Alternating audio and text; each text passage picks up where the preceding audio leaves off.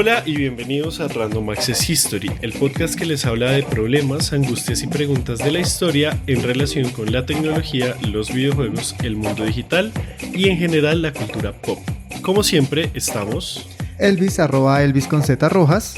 Y José, @JoseGeekLML. También estamos en Facebook, Twitter e Instagram como @podcastrah y nos pueden escuchar en todas las apps de podcast. Recuerden que en nuestro Patreon pueden apoyarnos con $1 mensual para recibir un montón de beneficios.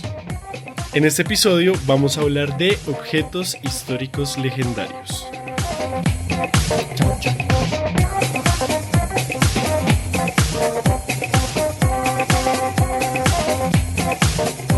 Entonces, ¿de qué vamos a hablar hoy? Bueno, antes de comenzar, este fue un tema que nos sugirió revisar Camilo Vargas en nuestro Patreon y habíamos investigado para charlarlo con los mecenas y nos quedó gustando, entonces decidimos hacerlo un episodio. Entonces, gracias a Camilo y a todas las demás personas que nos apoyaron en Patreon. Entonces ya saben que si quieren que hablemos de algo específico, creo que la mejor ruta sería ir a Patreon, porque van a la fija. Sí, van a la fija. Pues no a la fija, pero a la más fija. Vayan a la más fija en Patreon. Entonces el tema de hoy es inspirado gracias a eso y viene siendo ¿qué específicamente? Porque siento que el título es bastante amplio. Vamos a hablar sobre objetos mitológicos que pueden o no aparecer en la historia. Entonces nos vamos a preguntar si fueron reales, qué significa que la gente crea que sean reales y qué rastros puede haber de estos objetos.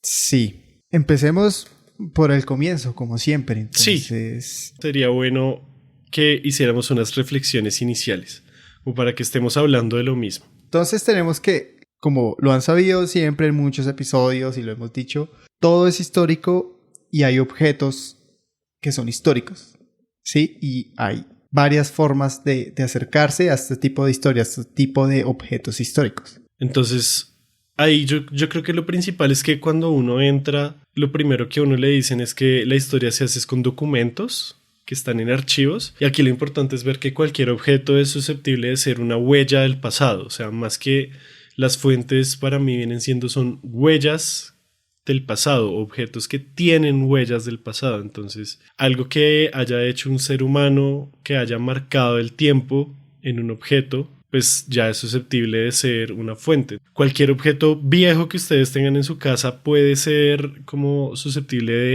de ser una fuente primaria. Claro, porque digamos que la historia no reside solo en lo escrito, como lo decía José, ¿no?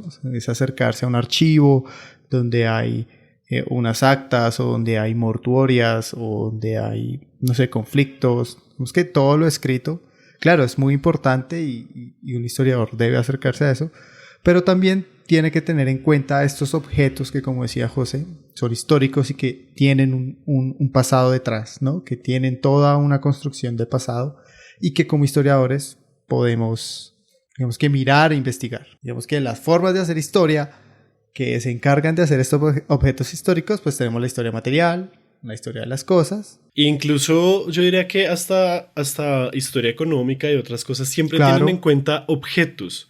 Solamente que a veces no los usan como fuentes, pero normalmente la historia está llena de cosas materiales, tangibles, de objetos. Claro. Entonces eso es importante. Pero igual hoy vamos a hablar de casos especiales, como de objetos míticos que no sabemos si existieron o no, pues dependiendo de algunos. Uh-huh. Otros sabemos que obviamente no existieron. Pero vamos a hablar no tanto de la veracidad de si existieron o no estos objetos. O cuál es el real, cuál es el verdadero. Ajá. Sino más bien cómo influyó la creencia en estos objetos en la sociedad actual y en la sociedad de su momento. ¿Quieres agregar algo más sobre objetos históricos antes de pasar? No, yo siento que lo hemos analizado en otros episodios y me parece que es un reto interesante para los historiadores y también para que las personas empiecen a ver esos objetos como fuentes. Lo básico que hay que saber antes de arrancar aquí es que los objetos son huellas del pasado. Si no, los arqueólogos no tendrían trabajo. Básicamente, los historiadores también podemos hacerlo.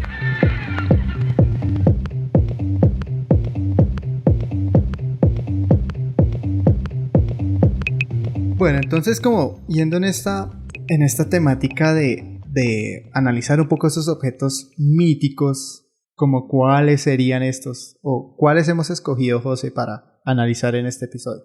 Es que nos repartimos unos objetos que en Patreon nos comentaron, y yo el primero que traigo es la lanza de Longinus.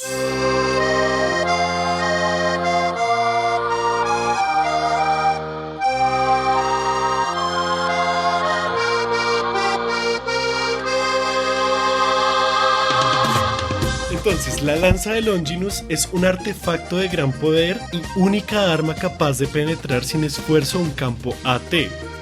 Fue utilizada por la unidad EVA 00 para destruir al ángel Arael y... Un momento, no, esta no es la... No. Yo pensé que era la lanza del destino o la lanza sagrada. Sí, la verdad es que sí, es la lanza del destino, también llamada la lanza sagrada, la lanza de Longinus. Y en teoría, en el mito, es la lanza con la que un soldado romano penetra a Jesús cuando creen que ya está muerto, como que lo chuza para ver si ya está muerto. Lo curioso es que, como tal, en la Biblia oficial, entre comillas, en el canon cristiano no aparece como tal el soldado, y la Biblia solamente se menciona en un pedacito. En la Biblia como tal entonces aparece en Juan 19, 33, 34, donde dice: pero al llegar a Jesús, como le vieron ya muerto, no le quebraron las piernas, sino que uno de los soldados le atravesó el costado con una lanza y al instante salió sangre y agua. Ahí vemos que no dicen el nombre del soldado. El nombre del soldado es de un evangelio apócrifo, es decir, un evangelio no oficial, no canon, un fanfiction. Ah, ok. Según la iglesia. Ajá, un fanfiction según la iglesia, que es el evangelio de Nicodemo, que data más o menos del siglo IV después de Cristo. O sea, imagínate, 300 años después se inventaron que el soldado que lo había chuzado con la lanza se llamaba Cayo Casio Longinos, que curiosamente es el mismo nombre de uno de los personajes que asesinan a Julio César. ¿Coincidencia? ¡No lo creo! Y luego aparece otra vez el nombre en una miniatura del siglo VI con su nombre en griego. Ok. Hasta ahí, como de dónde salió el mito. Teniendo en cuenta que eso pasó hace casi 2000 años, pues ha habido varias lanzas. No hay una sola lanza, no Obviamente. Hay un consenso de cuál es la lanza.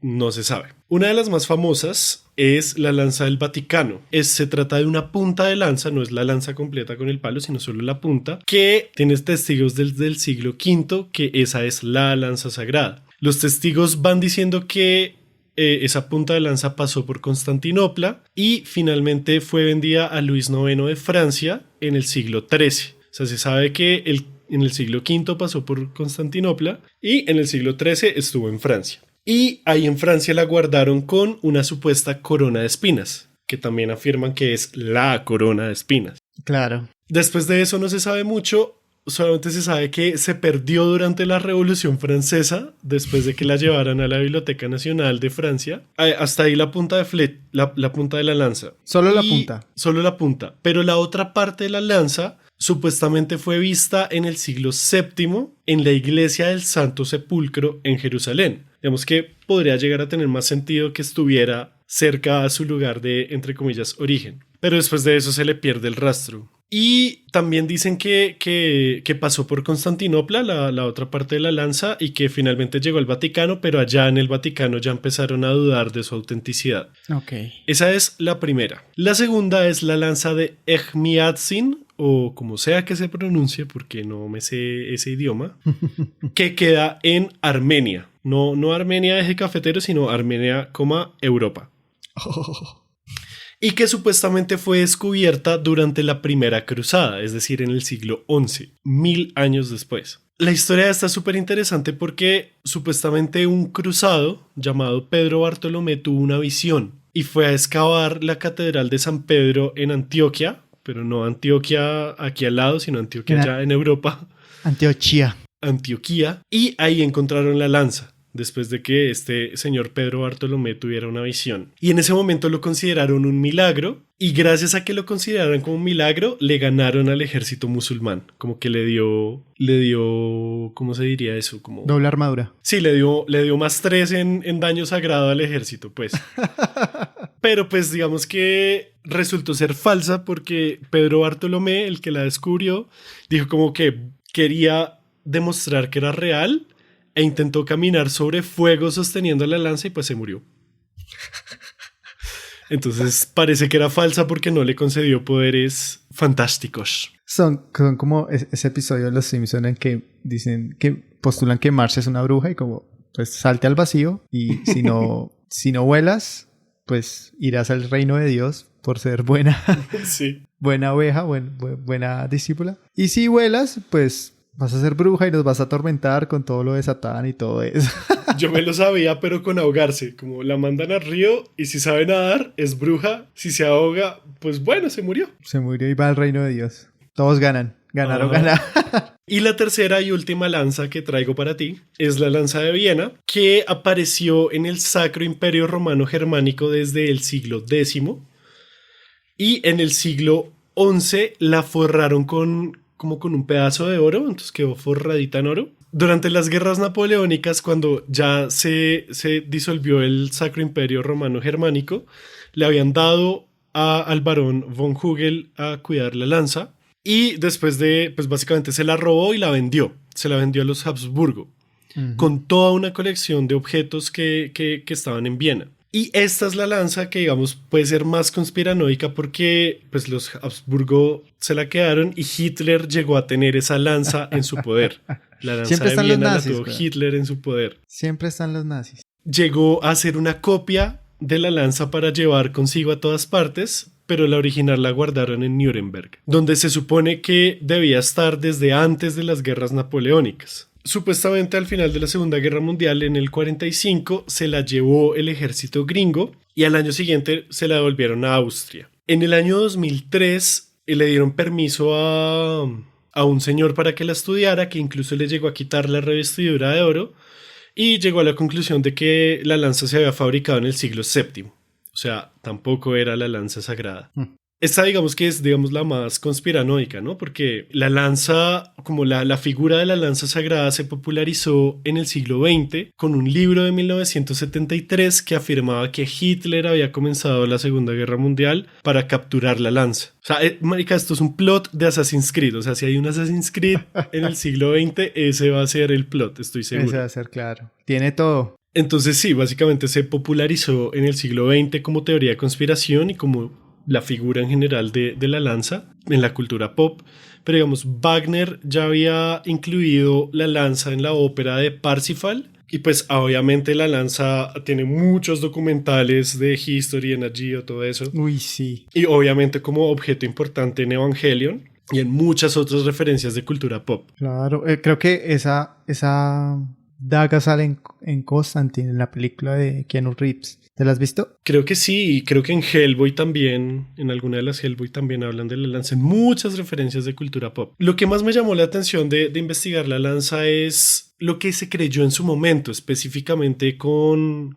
la segunda lanza, la que descubrió Pedro Bartolomé, y es que las crónicas del siglo XI y XII, todas hablan de que se descubrió la lanza y lo hablan como con mucho optimismo, como de verdad creían que esa era la lanza sagrada. Todos esos cronistas coinciden en que los ejércitos de esa primera cruzada estaban muy desmoralizados, pero el descubrimiento de la lanza les dio mucha moral y los ayudó a seguir. O sea, eso de que les dio +3 en daño sagrado no es tanto un chiste, sino que los manes en serio se creyeron ese cuento y parece que eso les ayudó mucho a continuar con la cruzada y a salir victoriosos en muchas batallas. Que no es tanto el es verdadera o es falsa, sino el qué significa que se crea ese objeto.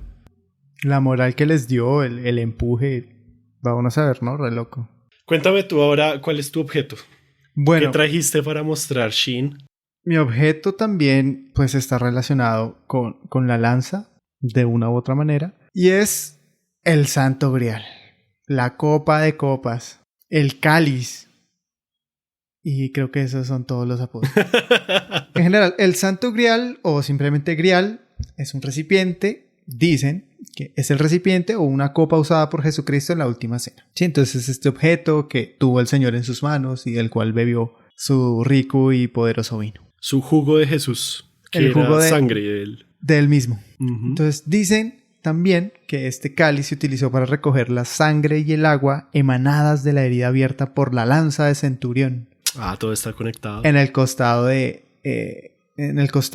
Cristo, ¿no? Pues lo que nos acaba de contar José. Por eso digo que están meramente Íntimamente relacionadas. relacionadas, sí. Son parceras. Básicamente este es un relato medieval y como buen relato medieval tiene distintas versiones y distintos caminos. Entonces básicamente ya sabemos qué es el Grial, ¿no? Entonces en algunos relatos hablan de que el cáliz tiene poderes curativos. En otros relatos dicen que es la fuente de la vida y que puede resucitar muertos. En otros dicen que es fuente ilimitada de alimento con la cual se pueden alimentar miles de soldados y que pueden proveerse de ella. De ahí que Hitler también lo quiera buscar. ¿Ves? ¿Sí ve? ¿Sí ve? Ahí hay otra, ¿no? Listo. Eso viene más adelante. Lo que sí, y en verdad está envuelto en todas estas relatos, que más adelante les voy a hablar, es que hay sí o sí actividades heroicas. Ya sea en su búsqueda, en su protección o en su deseo de tenerla, ¿no? Entonces vamos a hablar Paso un poquito, por paso. de las como 3 versiones de las cuales emana el mito y vamos a ver cómo se va transformando gradualmente. Entonces tenemos a Chertien de Troyes, no sé, y saben que mi francés es horrible. Está débil. Hace rato no lo practicas, la verdad. Sí, claro. Y resulta que es un trovador de la corte de Champagne. De champaña. Me encanta porque en Futurama, cuando Zap Brannigan Ajá. quiere seducir a Lila y le dice como... Yo la llamo el gimnasio del amor. Champagne. No sabía que fuera un conocido. Listo, entonces capitán. él es un trovador de la corte de Champagne y dicen, o lo titulan, es el padre de la novela occidental. Sí, es como uno de los precursores de este tipo de relatos un poco heroicos. Y ¿qué nos cuenta esta historia? Su libro se llama Perceval o El cuento del Grial, Le Conte du Grial, que es su obra más enigmática y la cual quedó inacabada. Y ese momento en que queda inacabada, pues es lo que va a desembocar en todo un mito. Claro. Y pues actualmente algunos eruditos consideran que tras su muerte, como les decía, se fundieron otras obras o 2 obras separadas. Y digamos que la primera es la que contiene la mención al Santo Grial. Entonces, ¿qué nos cuenta este Perceval o el cuento del Grial? Básicamente la historia está ligada a la leyenda del rey Arturo también. Y dice así.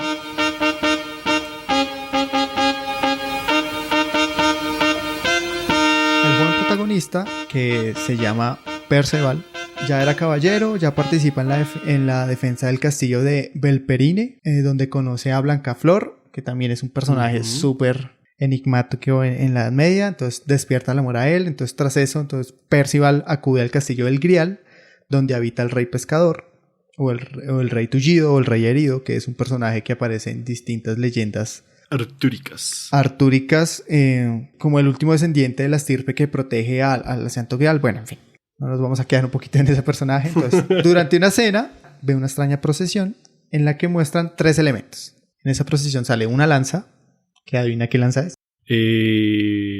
La de Game of Thrones. Así es. Ajá. Un grial Como si en Game of Thrones hubiera una lanza. La lanza de Game of Thrones. y un plato. Estos 3 objetos obviamente están cargados de simbolismos. La lanza representa la lanza sagrada, aquella que fue clavada en el cuerpo de Cristo. El grial, la copa donde se recoge la sangre de Cristo crucificado. Y el plato alude a que se utiliza para la Eucaristía. Aquí es muy importante entender que este autor no denomina ni santo, ni lo designa como el gran grial, sino simplemente dice que hay un grial. Uno. Cualquiera puede ser. Sí. Hay uno. Y ahí se agarraron, papá. Ajá, entonces claro, dejaron eso entreabierto y mejor dicho, empezó el grialiverso. Grialverso, lo patente pendiente. Ajá. El segundo relato que tenemos es de Robert de Boron, un poeta francés de los siglos XII y XIII, nacido en la aldea de Boron. De ahí Por su eso se apellido. llama Robert de Boron. Ajá. Entonces de su obra sobreviven, digamos que 2 grandes poemas, o los más conocidos, que es Por José favor, de... no trate de pronunciar eso. No, José de Arimatea en español Ajá. y Merlín. Ya, Merlín. Merlín. O sea, Listo. Entonces este man fue el primer autor en darle el mito al grial.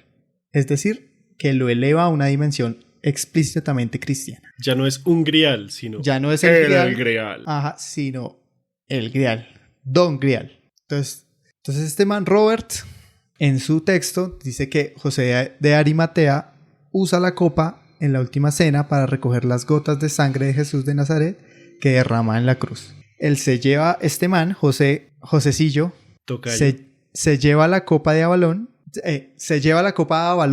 identificada como actualmente Glastonbury, en Inglaterra, donde el grial permanece oculto hasta la llegada del rey Arturo y su caballero Percival.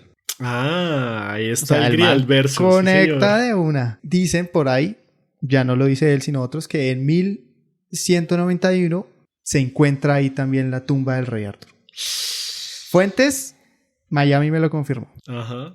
Pues parce, era un poema, o sea. Listo, entonces, ¿quién es José de Arimatea? Este es un personaje bíblico que, de acuerdo con el Evangelio de Mateo 20:60, era el propietario del sepulcro en el cual fue depositado el cuerpo de Jesús de Nazaret después de su crucifixión y muerte. Que es donde luego encontraron una de las lanzas en la del Santo Sepulcro. Uh-huh. Yo no sé por qué, pero cuando estuve investigando a esta persona y leyendo la Biblia, este man está obsesionado con enterrar a Jesús, marica, pero su obsesión es demasiado. O sea, el man se corta una pelota si no entierra a Jesús. Entonces, con la ayuda de Nicodemo, que era un rico fariseo, maestro de Israel y miembro del Sanedrín, desclavan el cuerpo de la cruz y lo sepultan en su propia tumba. Entonces, en el nuevo sepulcro, recién excavado la roca, y que es donde se encuentra ahorita la Basílica del Santo Sepulcro, ¿no? Ajá. Retomando el relato. Entonces, él recoge la sangre de Cristo con el Santo Grial en ese momento. En los evangelios apócrifos indican que la sangre la recogió en el propio sepulcro. Estos evangelios también señalan que el lugar donde se realizó la última cena era de la propiedad de José de Arimatea. O sea, el man tenía billete. Tenía billete. El man alquilaba finquitas. Entonces, en este relato, José llega a las Islas Británicas en el año 63, más o menos. Se establece en la ciudad de Glastonbury, que es donde les decía, donde funda la primera iglesia británica consagrada a la Virgen y donde, según dicen las malas lenguas, se llevó el Santo Grial. Entonces es aquí donde Pero está... todo eso lo dicen es en los poemas. En los poemas, sí. O sea, esto no tiene fuentes primarias, sino la fuente primaria es el poema. El poema, sí. De seguramente ficción. Claro, es lo que él narra, ¿no? Ok, es ok. Su visión. Era para aclarar eso, sí. Era de dónde proviene. Es que me tiene muy envidiado con la narración. Entonces era para salirme de la ficción un momento. Listo. O sea, dicen que, según la Biblia, José sí existió, ¿no? Y de ahí se pega y empieza como todo esto. El tercero es un alemán que se llama Wolfram von Schebach, reconocido como uno de los mayores poetas épicos de su tiempo, o sea, del siglo XII. Fue un caballero y un gran poeta alemán. Él escribe un poema épico medieval que se llama Parzival. Y adivine por qué. Por Percival, sí. Y pues de ahí también viene lo que les conté de Wagner, que incluye la lanza. Entonces, él utiliza ese nombre porque, como sabemos, el trovador que les conté al comienzo, Perceval, decidió llamarlo, ¿no? Entonces el man se coge de eso, de que también es Perceval, y empieza a crear su narrativa caballerística de la búsqueda del Grial. Entonces, como la historia de Chertien de Troyes es incompleta, pues el man dice, no, pues yo la voy a completar. En Wattpad, terminémosla de escribir en Wattpad. Ajá, el man dice como la vamos a terminar de escribir, y no solo eso, vamos a hacer la precuela del Grial. O sea, ¿qué hay más atrás de eso? Ok, interesante. Entonces, aquí empezamos a ver como ciertos patrones, ¿no? Percival es uno de los legendarios caballeros de la mesa redonda del rey Arturo. Entonces al man ya le mete más contexto. Entonces el man empieza a introducir una transformación simbólica que afecta todo el sentido de la leyenda. Entonces, el Grial ya no es una copa con efectos maravillosos, ni el cáliz de la última cena, sino una piedra mágica caída de la corona de Lucifer en el momento de su derrota. Además, él amplía el argumento y le da nuevas complejidades al personaje de Parzival, porque lo empieza a dotar de unas vainas y problemas con el padre, mejor dicho. Es el universo expandido. No, sí, es como todo lo que... O sea, si lo que habíamos visto hasta ahora eran las películas, esto ya son las novelas y los cómics y lo que solamente se sabe los que fueron a la conferencia en la sala H de Comic Con un día. Así, es eso. Existe una versión traducida de como toda su historia, de que lo que nos cuenta aquí, pues yo intenté buscarlo, de hecho quería comprarlo porque en serio debe ser una fritera, pero está agotado. Igual les vamos a dejar el link por si algo lo ven. Piratéenlo. Y listo, entonces el concepto de Borón sobre la santidad está unido al relato de este trovador francés, ¿no? Claro. Entonces tenemos estos 3 grandes relatos. Después de todo esto, se crean versiones adaptables, secuelas, precuelas, mejor dicho, hay de todo hay en el reino del Señor. Sí. Hay 4 continuaciones a la obra inconclusa de Cher de Troyes, escritas por diferentes autores en los años 50, posteriores a la historia original, y siguen el relato hasta la muerte de Percival, hablan de que Abraham era un guardián del Grial, y dicen hasta que el man se lo lleva al cielo cuando fallece. Claro, todo eso hace parte como del corpus de literatura artúrica. Entonces, el poema de Gales de Pederdur, generalmente incluido en Mabigonión, esto pues, fue una búsqueda así muy general, entonces ya incorpora tradiciones precristianas como el culto céltico en el cartero, del caldero, entonces que ya el Grial es un caldero que cura. Ya lo agrandaron, ya no es sí, una no, copita ya. ahí para tomarse un traguito, sino Haga de cuenta que... para hacer el paseo de olla, pues. Sí, pasa como en todas estas películas, ¿no? Que le sacan la 1, la 2, la 3, la 4, la 5, la 6 y luego vuelven a una precuela, haga de cuenta así. Entonces también hay un poema alemán de Erich Bohm de Turín, entonces que habla un poquito antes de la vida de Perceval y cuenta un poquito cómo obtiene el Grial, él como tal. Uh-huh. También hay una parte de una vulgata del Santo Grial que descubre las aventuras de Galahad y que nos cuenta cómo lo consigue. Y supuestamente Galahad es el padre de Perceval. Bueno, mejor dicho, o sea, hay una fritera de vainas con todo esto en cuanto a la literatura que rodea al Santo Grial, ¿no? Y no pueden faltar los nazis. No pueden faltar los nazis, obviamente. Si hay un objeto que conceda poderes mágicos, ahí están los nazis. Ahí están los nazis. Entonces, durante el Tercer Reich, arqueólogos nazis trabajaban en operaciones para buscar esta famosa reliquia. Uno de los más conocidos fue Otto Ra, como Random, como Ra. Y pues un explorador que había despertado el interés en los más altos cargos nazis por el Santo Grial. Entonces este man le otorga dota a este objeto de misterio, le da un carácter ocultista para crear una fe germánica y suplantar al cristianismo tradicional. Vinculó como a los templarios con los cátaros y comenzaron a ser como una especie de antiguos pueblos germanos, afirmando que la Iglesia Católica los había destruido por la religión. Mejor dicho, el man se mete tanto en el video que diseña un nuevo calendario religioso con nuevas ceremonias y liturgias paganas.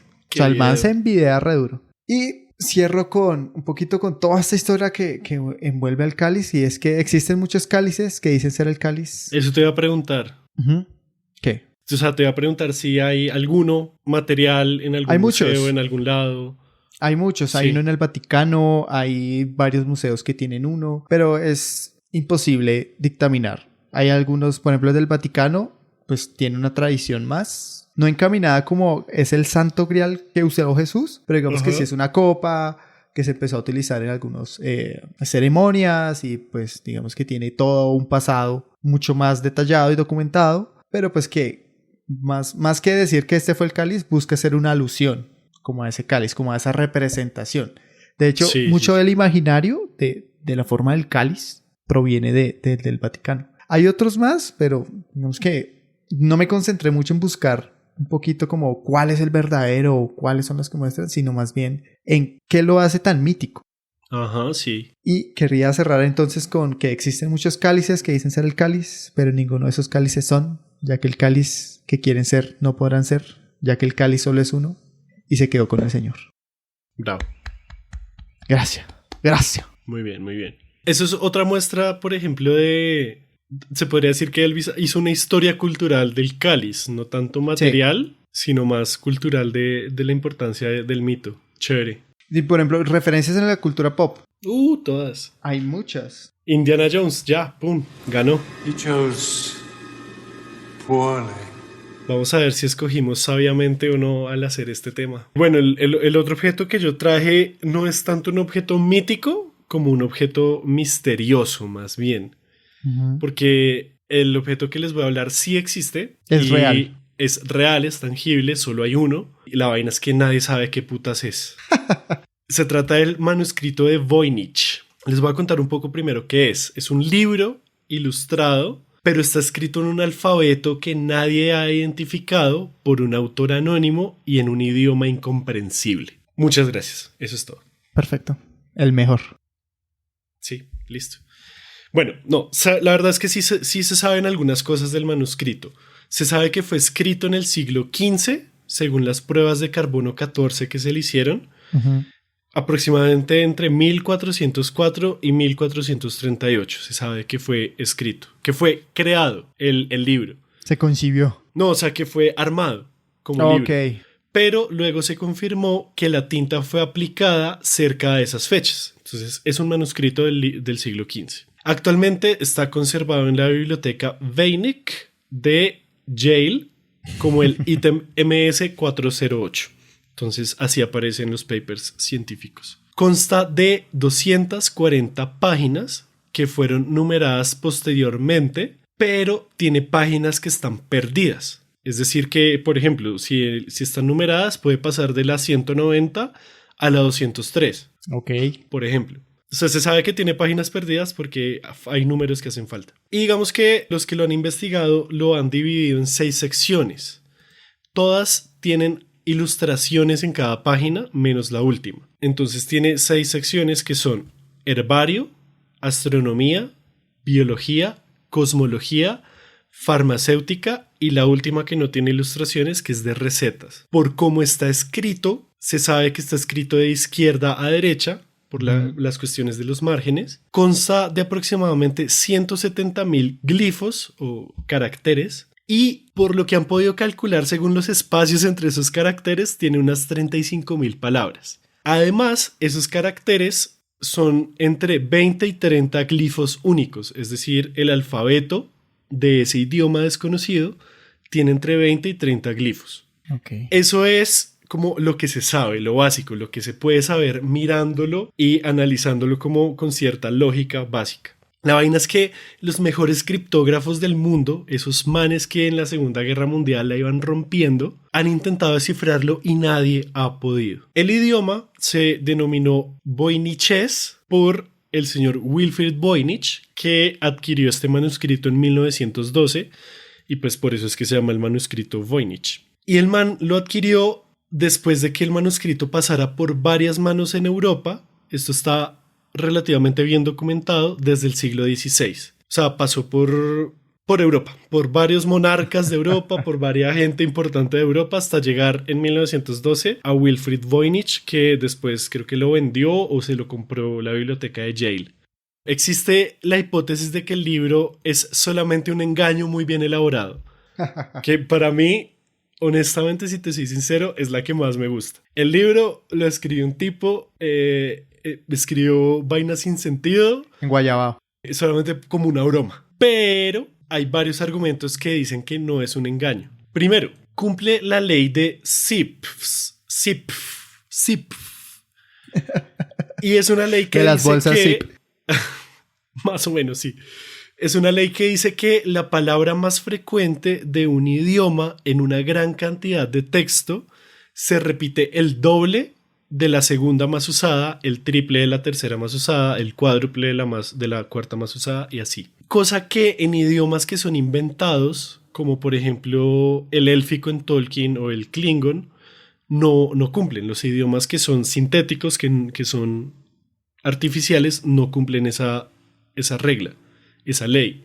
Uh-huh. Entonces esto podría indicar que sí es un lenguaje que surgió naturalmente, o sea que es real, natural. También es muy probable que haya sido escrito en el norte de Italia, uh-huh, por algunas pistas que hay en sus dibujos, como en el tipo de plantas y de personas, de fauna y de flora que se representan. Es muy probable que sea el norte de Italia. Un botánico que lo analizó en 2014 dijo que el manuscrito podría haber sido hecho en Mesoamérica, porque hay dibujos que son muy similares a plantas que son nativas americanas. Y también ese mismo año un profesor del Reino Unido dijo que había descifrado 10 palabras. Pero ambas hipótesis hasta ahora son muy mal vistas por el resto de la comunidad que se dedica a analizar el libro, y el profesor del Reino Unido ya lo desacreditaron completamente. O sea, el chisme va más o menos que el man publicó como si estuviera adjunto a la Universidad de Bristol, y como a los 3 días de que saliera eso en un paper, o sea, en un paper revisado por pares, o sea, un paper indexado y toda la vuelta, Sí. salió la misma Universidad de Bristol a decir: este man no tiene nada que ver con nosotros. Entonces, y el man es redigno, y el man dice como: pues parce, yo descubrí algo y pues los que quieran ver la verdad, pues todo bien, y si no, pues ellos verán. O sea, el man redigno. Me escribo un libro que se llama El Código Da Vinci y listo, papá. Ajá. Hipótesis así hay muchas. Unos dicen que el autor del libro es Roger Bacon, otros dicen que el autor del libro es el mismísimo Voynich, otros naturalistas de la Edad Media, se postulan muchos naturalistas. Se dice que el objetivo del libro es la alquimia, que es un herbario. Incluso hay gente que llega a decir que hay conocimientos de energía nuclear dentro del libro. La energía Entonces, nuclear. lo que te digo es que hipótesis hay muchas. Y sobre la lengua del libro, dicen que hay cifrados de todo tipo, pero no se tiene la llave. Hay otros que dicen que es un lenguaje natural, pero que es políglota, o sea que si bien el alfabeto es uno, hay varios lenguajes dentro del libro. Incluso hay gente que dice, y creo que esta es una de las más... ¿Qué hiciste? Olvídate todo lo que te dije en la Universidad de Bristol.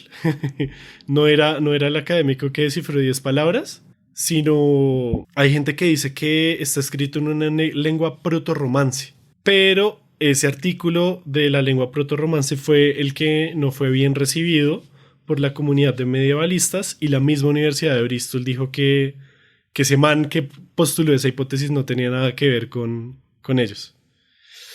Lo cierto es que el manuscrito de Voynich es un mierdero y que no se sabe mucho, pero a mi modo de ver es fascinante.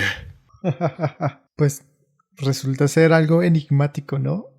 Y siento que como los libros en esa época, pues termina siendo una descripción del mundo y cómo interactuar con él, ¿no? Piensa ser como guías de uso, que muchas veces eran esos libros medievales. Sí, ahí, o sea, a mí lo que más me fascina es pues que nadie ha podido descifrarlo, por un lado.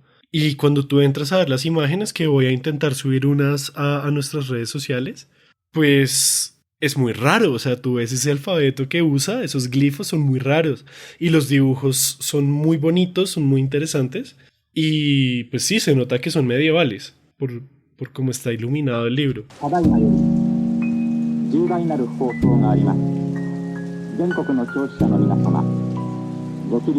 Bueno, entonces, eso ha sido todo por hoy. Habiendo hablado de objetos míticos, señor Elvisanto. Pero espere, porque vamos a empezar con los datos random. Exactamente. ¿Cuál es el objeto mítico que...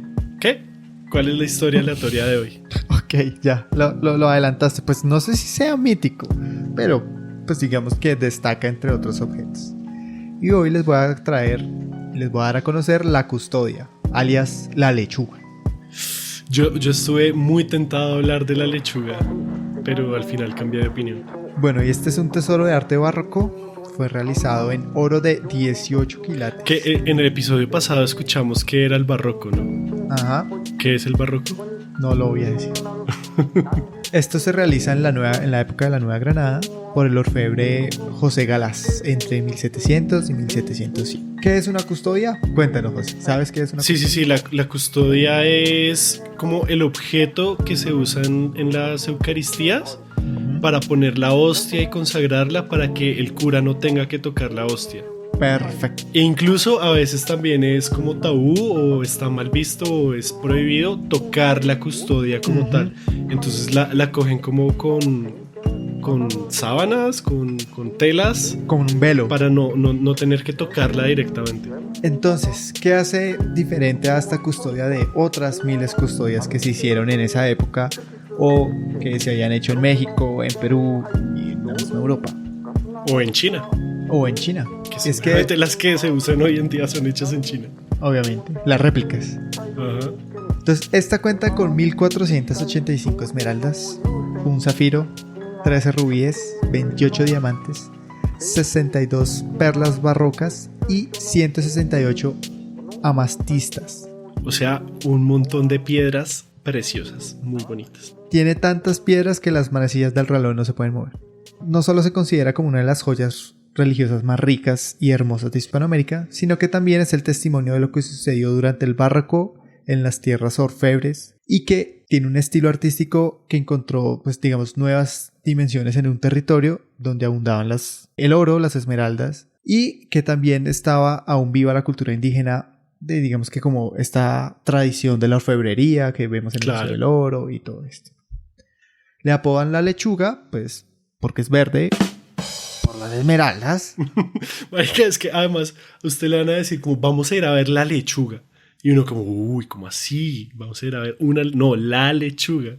Esta custodia junto con la de Santa Clara de la Real de Tunja y la del Colegio Mayor de Nuestra Señora del Rosario son grandes ejemplos de las custodias denominadas mayores y como joyas indiscutibles del trabajo del oro en el nuevo Reino de Granada. Durante el siglo XVIII, la orfebrería producida en América Latina alcanza un alto nivel de elaboración y piezas como esta pues, nos muestran como que es un periodo que tenía un sinfín de grandes riquezas, un sinfín de creencias y nociones religiosas muy grandes y que a pesar de que se copian o toman como ejemplo algunas réplicas o otras custodias europeas, pues se logra crear una nueva forma de diseño y de noción que busca representar pues lo que buscaba hacer la Nueva Granada. Y es que es un video porque cuando uno ve la lechuga específicamente y uno se pone en el lugar de un feligrés, seguramente analfabeta, mestizo del siglo XVIII, que va a misa todos los domingos y ve ese objeto tan brillante, lleno de piedras preciosas que usted en su vida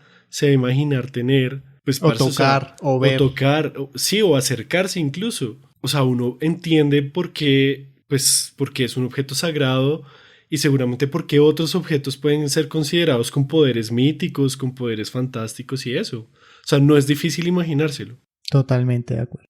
Súper la lechuga. Ese es mi dato random y espero que la vayan a ver. Está en el Museo Nacional. Bueno, José, ¿y tú qué nos trajiste? Bueno, yo voy a hablar de algunos artículos ingleses en el siglo XIX de Bogotá. Porque los objetos no tienen que ser mágicos o legendarios o sagrados o infinitamente caros para ser interesantes. Resulta que en la década de 1820 llegó un señor llamado John Hamilton, un general británico, a la Nueva Granada. Y entre otras cosas que hizo fue ofrecer un baile formal para el vicepresidente. El man cuenta que en realidad lo que terminó haciendo fue darle trabajo a todos los sastres de Bogotá porque su baile terminó siendo lucrativo para los sastres, quienes estuvieron ocupados por el resto del tiempo en confeccionar breeches, o sea, pantalones británicos. La vaina es que, o sea, el asunto llegó a tal punto de que el señor estaba ofreciendo un baile, como él era británico, pues toca ir vestidos como los británicos. Un señor se disculpó porque no podía ir al baile porque no terminaron de hacerle sus pantalones, sus breeches. Entonces ahí las apariencias lo eran todo. Esa básicamente es el dato random. El resto lo que voy a hacer es explicarles por qué me pareció importante. Era una anécdota chiquitica. Pero lo importante aquí realmente literalmente es que... ese man creó oferta y demanda. Literalmente. Ambas cosas. El man era la mano invisible. John Hamilton era la mano invisible aquí en Bogotá. Colombia entonces en esa primera década de independencia prácticamente solamente importaba cosas de Gran Bretaña. Recordemos que una de las razones para la independencia era abrir el mercado, tener un libre mercado con quien a uno se le diera la puta gana de negociar. Apertura económica llamáis. Y gracias también en parte a los préstamos que nos hizo Gran Bretaña y al apoyo militar que también nos dio, pues hicieron presión para abrir el mercado y básicamente se firmó un TLC. Lo mismo, un tratado de libre mercado y pues llegaban baratos los objetos, había más posibilidad para comerciar con Gran Bretaña. Entonces ese aumento de importaciones en esas primeras décadas de independencia se puede explicar en parte por las ansias de la clase alta de parecerse a Europa y así parecer modernos entre comillas. Y por supuesto dejar el pasado colonial atrás. Y el plus de eso, además de parecerse a Europa, parecer modernos y dejar el pasado colonial, era que se podían diferenciar materialmente y culturalmente de las clases más bajas que luego de la independencia estaban empezando a tener cierto ascenso social. Uh-huh. Muchas mercancías llegaban a través de Jamaica y a través del contrabando en los puertos obviamente del Caribe, y así se surtían de lujos esas clases altas. ¿Qué lujos?, te preguntarás tú.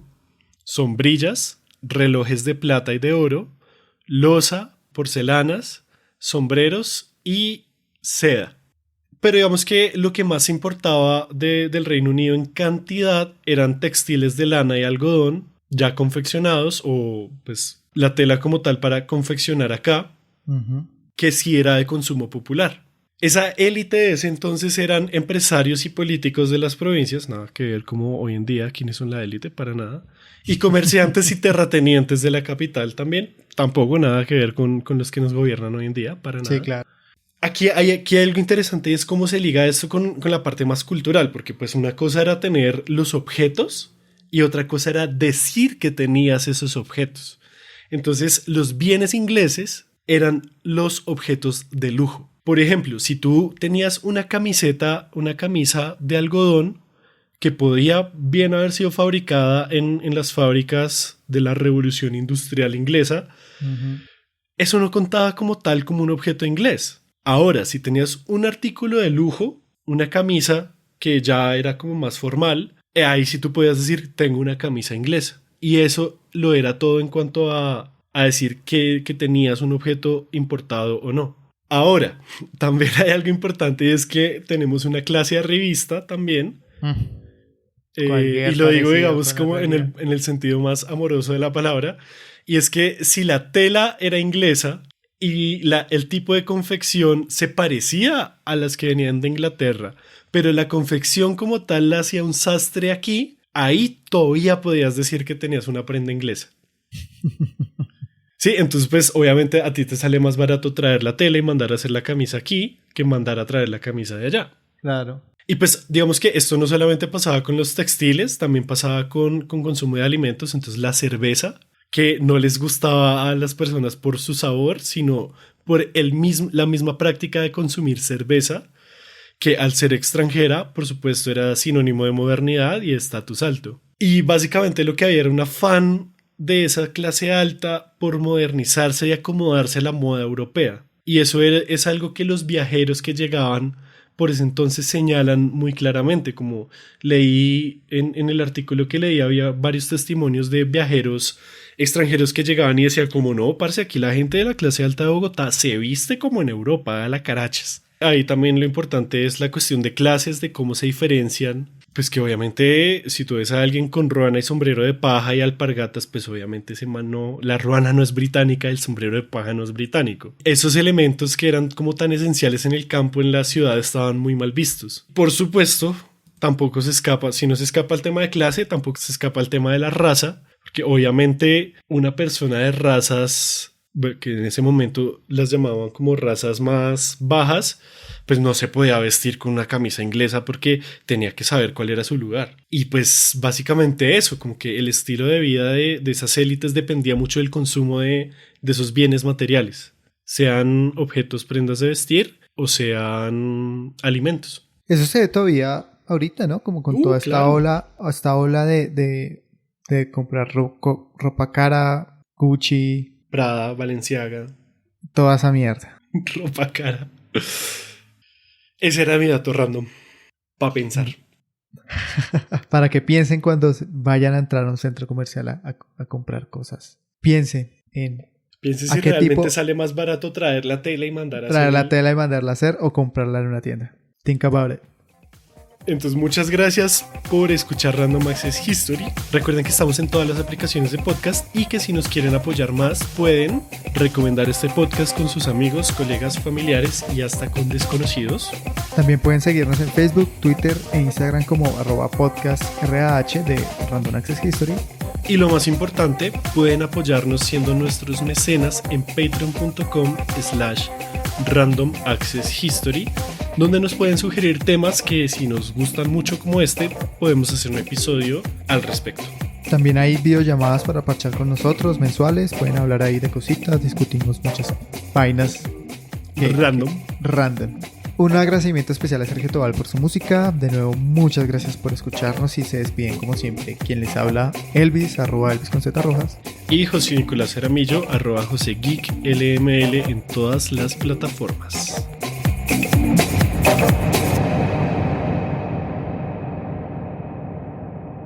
Goodbye.